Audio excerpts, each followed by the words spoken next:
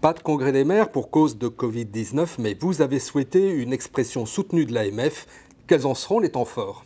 Les temps forts seront les temps forts d'un congrès historique dans la mesure où il ne va pas se tenir physiquement. C'est la première fois depuis de très nombreuses années. C'était une décision difficile, mais l'exigence sanitaire de protection des Français, la décision de l'État d'établir un confinement ne nous permettait pas de tenir ce rendez-vous.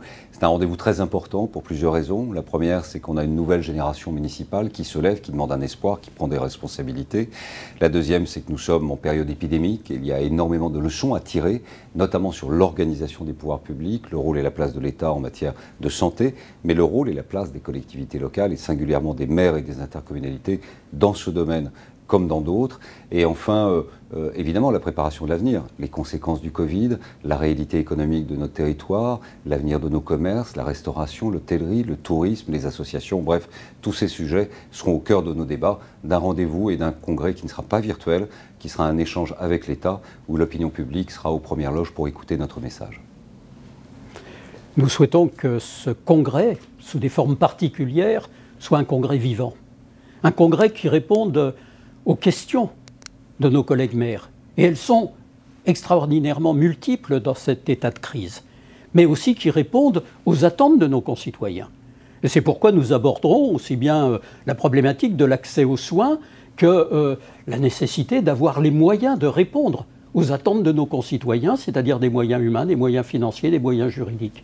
Et nous voulons que chaque élu, chaque maire, ancien ou nouveau, puisse participer intellectuellement à ce congrès qui est d'une forme ô combien originale. Les maires sont en première ligne, réactivité, adaptation, n'est-ce pas l'occasion de renforcer les libertés locales que promeut l'AMF ? C'est un combat qu'on porte depuis de très nombreuses années à l'Association des maires de France, avec André Léniel et toutes les équipes qui se sont succédées depuis de nombreuses années. Nous avions alerté le gouvernement, par exemple, il y a 3 ans, sur la problématique de l'APL.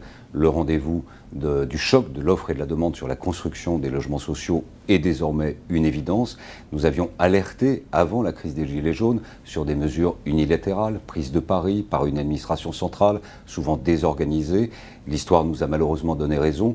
Et sur la crise du Covid, si les maires n'avaient pas été là, la population médicale, la médecine de ville, les aides-soignantes, les sages-femmes, les médecins généralistes n'auraient pas été protégés grâce notamment à l'intervention qui a complété le défaut de l'État sur le port des masques et les équipements de protection pour la médecine générale.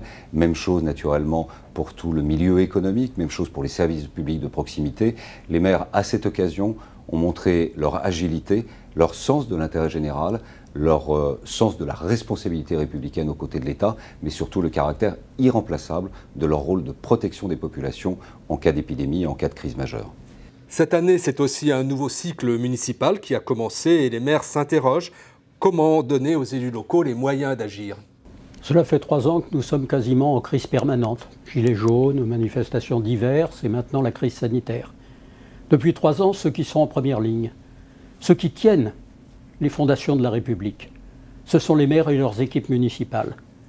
Or, dans le même temps, on étouffe nos moyens, on recule nos libertés.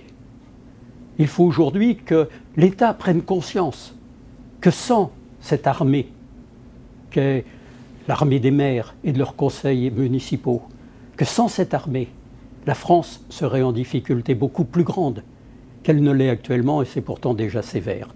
Donc oui, nous avons besoin de liberté. Oui, nous avons besoin des moyens de la liberté. C'est un combat permanent, comme vient de le dire François, et ce combat, nous allons l'amplifier. Parce que c'est une problématique de plus en plus dramatique pour beaucoup de nos concitoyens à laquelle ils sont confrontés.